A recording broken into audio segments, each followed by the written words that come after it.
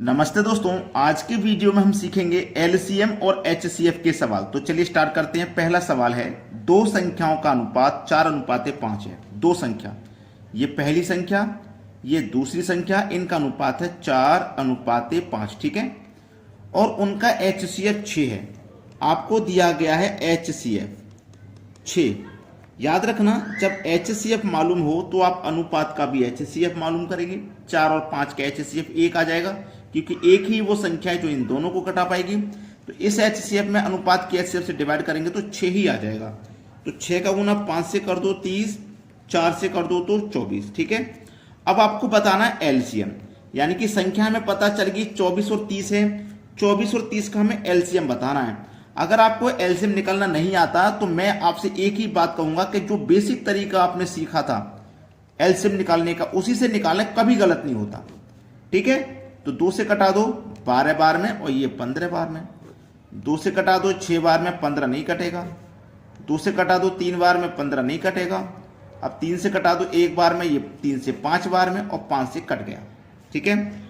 चलिए 5 दिया 15, 15 दूनी 30, 30 दूनी 60, 60 दूनी 120। तो एलसीएम कितना आ गया भैया? 120। एलसीएम ही तो बताना था, 120 आ गया। बी ऑप्शन हमारे सवाल का सही आंसर हो गया। चलिए अब देखते हैं अगला सवाल। अगला सवाल है 1020, 850 और 1156 का एचसीएफ ज्ञात करें। 1020, 850 और 1156 का एचसीएफ पता करना है। एचसीएफ का मतलब वो संख्या पता करनी है, बड़ी से बड़ी वो संख्या हो जो इन तीनों को काट दे। एचसीएफ का मतलब यही है। तो आपको क्या करना है, 3 संख्या हो, 4 हो, 5, कितनी भी हो, आपको ना सबसे छोटी संख्या लेनी है। सबसे छोटी संख्या आप कहोगे कि 850 है। तो देखो 850 से तो ये संख्याएं कटेंगे नहीं, तो 850 के ना फैक्टर कर लीजिए। 17 पंजे 85 और 1 0, यानी कि 17 × 50 का फैक्टर आ गया। अब देखो 17 से पहले देखो कौन सा ऑप्शन कट जाएगा। 17 दूनी 34 कट जाएगा। कट जाएगा कि नहीं कट जाएगा? 17 दूनी 34 कट जाएगा। तो 34 वो संख्या है जो इन सभी को काट देगी। चलिए नहीं समझ में आ रहा तो हम एक करके देख लेते हैं, क्या 34 से 1020 कटेगा? इसको चेक कर लेते हैं, ठीक है। 34 से 1020 कटेगा कि नहीं कटेगा?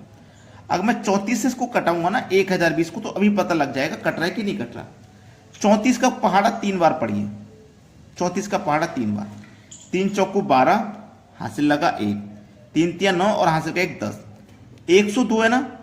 अब 102 में से 102 कटा देंगे तो 0 और ये 0, देखो पूरा पूरा कट गया 34 से। ये कट गया है ना 34 से पूरा पूरा।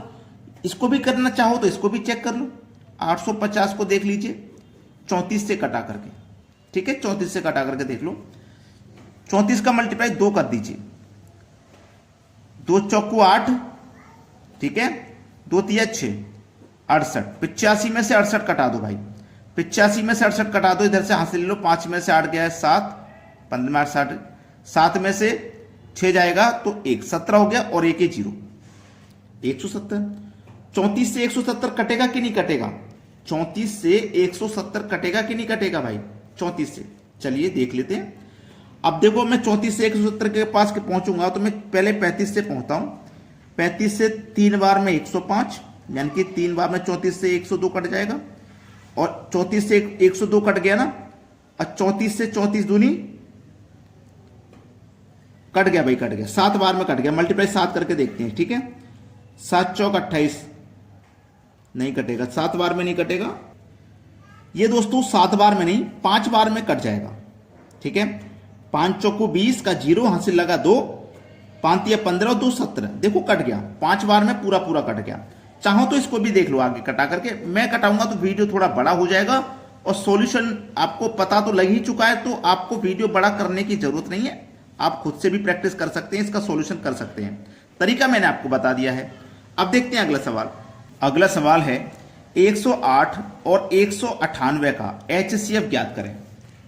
108 और 198 का एचसीएफ ज्ञात करना भाई, ठीक है। देखो बहुत अच्छा सवाल है, बेहतरीन। यहां पे छोटी संख्या 108 है, ठीक है। छोटी संख्या 108 है। अब 108 जब छोटी संख्या है तो इसके चाहे फैक्टर कर लो। मैं फैक्टर करूंगा, 18 × 6 = 108 होता है, ठीक है। अब देखिएगा 18 12 से तो कटेगा नहीं 108, कटेगा क्या 12 से? 12 पंजे 60, 12 छिंग 72, 12 सत्ते 84, 12 अट्ठे 96, 12 निम्मा 108, 12 से कट गया 108। क्या 12 से ये भी कटेगा? 12 से इसको कटा के देखेंगे तो 12 कम 12, 7 बचेगा 78, 12 कम 12, 7 बचेगा 78। नहीं 12 से नहीं कट रहा, तो 12 से नहीं कटा ना, दोनों संख्या कटनी चाहिए ना। और दूसरी बात यह है कि बड़ी से बड़ी संख्या हो, 98 से भी नहीं कटेगा, 98 तो बहुत बड़ी संख्या है, तो एक बार में भी नहीं आएगा। 34 से भी 108 नहीं कटेगा, 18 ही वो संख्या है जो काट देगी दोनों को। चाहो तो काट के देख लेना बेसिक तरीके से। अब देखेंगे अगला सवाल। अगला सवाल है 12 और 16 के HCF और LCM का योग ज्ञात करें।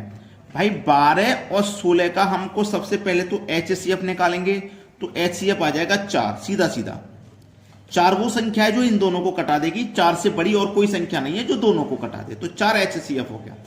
और 12 और 16 का हमें LCM निकालना है, तो LCM हो जाएगा 48। 48 वो संख्या है तो 16 तिया 48, 12 चौका 48, दोनों से कट जाएगी। LCM आ गया 48, दोनों का योग पूछा है, दोनों को जोड़ दो। 48 और 4 52, खेल खत्म। आसानी से आ गया ना सभी की समझ में। अब देखेंगे अगला सवाल।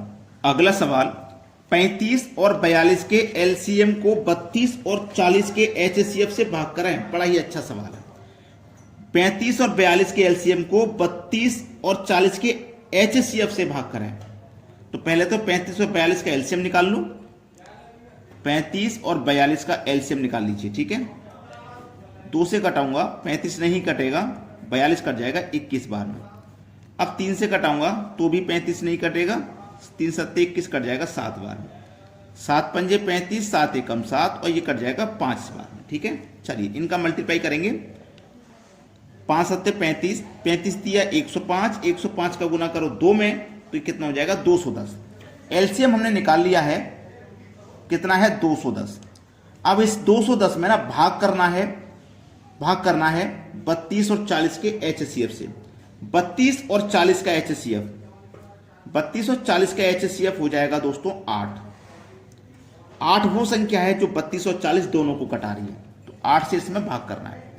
कटिए भाई, 8 दूनी 16, 5 बचेगा 0 लगा दो 50, 8 छिंग 48, 2 बचेगा नहीं जाएगा 10.20 हो जाएगा, 8 दूनी 16, 26.2, 26.2 डी ऑप्शन में दिया गया है। ये सवाल का सही आंसर हो जाएगा।